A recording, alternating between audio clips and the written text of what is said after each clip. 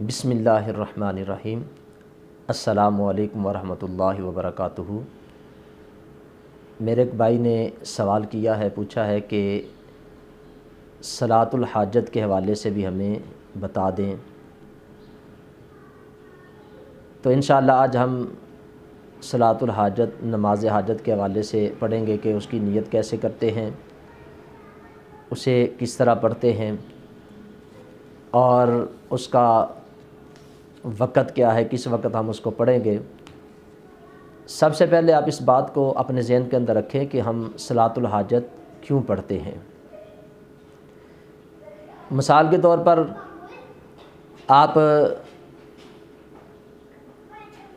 کے دل کے اندر کوئی حاجت ہے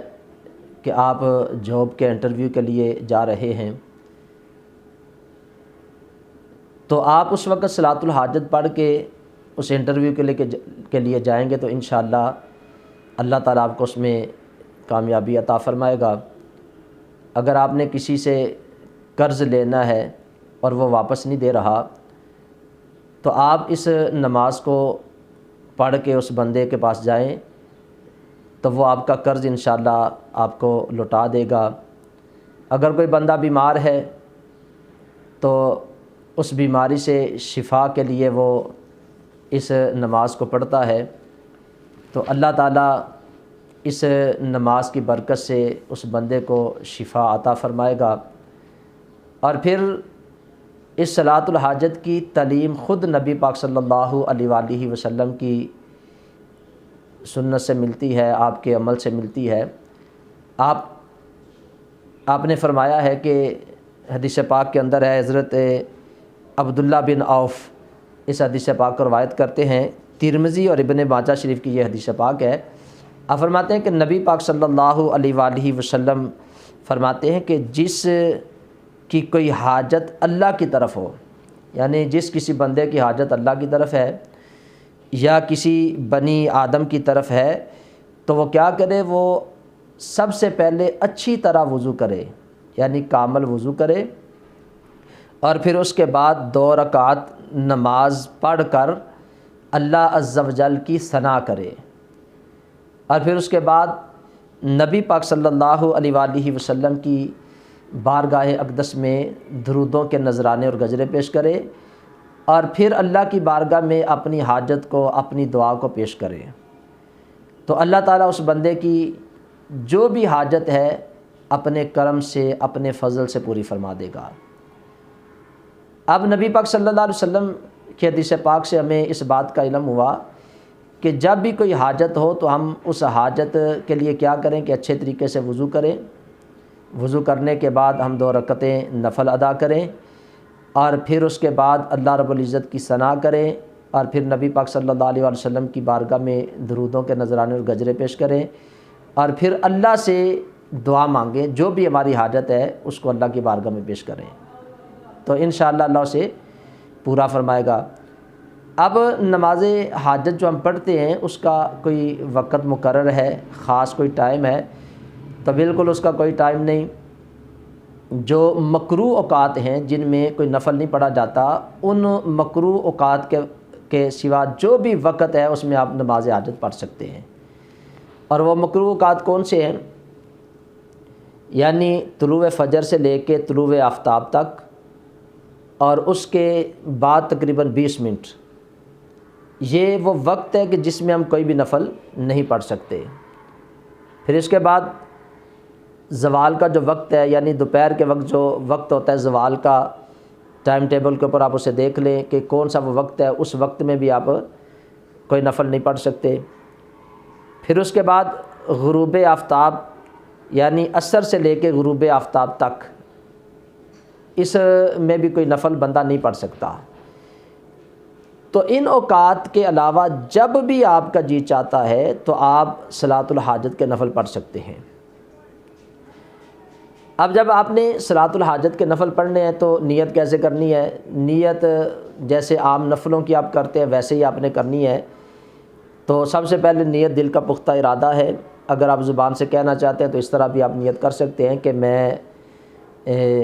نیت کرتا ہوں 2 رکعت نماز صلاۃ الحاجت کی، پڑھنی اللہ تبارک و تعالیٰ کے واسطے، منہ میرا طرف کعبہ شریف کے اللہ اکبر، اور پھر اس میں ہم ثنا پڑھیں گے، اس میں ہم سورہ فاتحہ پڑھیں گے، کچھ سورت ملائیں گے، اور رکوع اور سجدہ کرنے کے بعد ہماری ایک رکعت مکمل ہوگی، پھر اسی طرح ہم کھڑے ہوں گے دوسری رکعت کے لیے۔ دوسری رکعت میں ہم سورہ فاتحہ سے شروع کریں گے اور ساتھ کچھ سورت ملائیں گے۔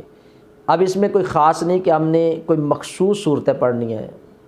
جو بھی آپ کو قرآن پاک سے صحیح طریقے سے یاد ہے آپ وہ پڑھ سکتے ہیں۔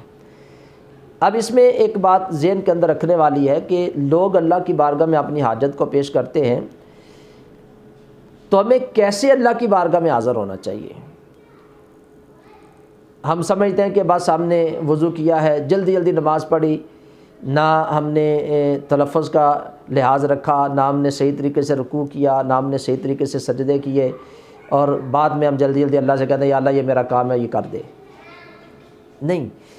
ہم اللہ سے اس انداز میں مانگیں کہ جیسے ایک بیکاری مانگنے والا کسی سے مانگتا ہے، تو ہم اس انداز میں اللہ سے مانگیں، مانگنے والے بنیں، اور پھر ہم خشوع اور خضوع کے ساتھ قیام کریں، خشوع اور خضوع کے ساتھ ہم رکوع کریں، خشوع اور خضوع کے ساتھ ہم جو ہے وہ سجدے کریں، اور پھر جب ہم اتحیات پہ بیٹھ جائیں تو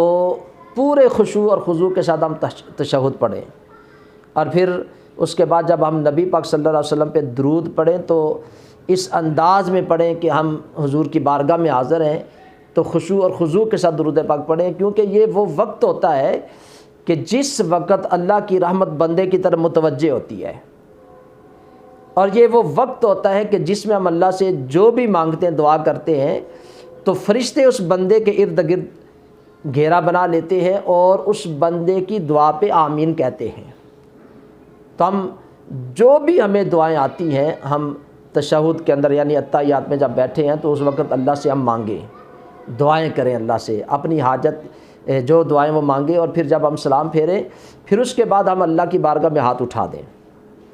اپنے انداز میں اپنی زبان میں اللہ سے ہم مانگیں کہ یا اللہ یہ میرا کام ہے، یہ میری حاجت ہے، اور تیرے سوا حاجتوں کو پورا کرنے والا کوئی نہیں، تیرے پیارے حبیب کا، تیرے پیارے رسول کا تجھے واسطہ دیتے ہیں، اور یہ ہماری حاجت ہے، یا اللہ سے اپنی بارگاہ میں قبول فرما، اسے پورا فرما دے۔ اور جب آپ دعا مانگیں تو دعا کے شروع اور آخر میں نبی پاک صلی اللہ علیہ وسلم کی پاک بارگاہ میں درود پاک کا نذرانہ پیش کریں۔ جب آپ درود پاک پڑھ کے اللہ سے مانگیں گے تو آپ کی دعا کو پر لگ جائیں گے، وہ اللہ کی بارگاہ میں پہنچ جائے گی، وہ قبولیت کے درجے میں پہنچ جاتی ہے۔ تو جب ہم اللہ سے مانگیں تو حاضر ہو کے مانگیں، غیر حاضر ہو کے اللہ سے نہ مانگیں کہ ہم نے 2 نفل پڑھے ہیں اور جلدی جلدی اللہ سے ہم دعا کریں، تو ہم نے اللہ پہ کوئی احسان نہیں کیا، ہم اللہ سے مانگ رہے ہیں، اور اللہ کی ذات وہ ہے جو اپنے بندوں کی دعاؤں کو قبول فرماتی ہے، اللہ اپنے بندوں کو عطا فرماتا ہے۔ اگر ہم اس طریقے سے اللہ کی بارگاہ میں حاضر ہو جائیں گے کہ اچھا وضو کریں، پھر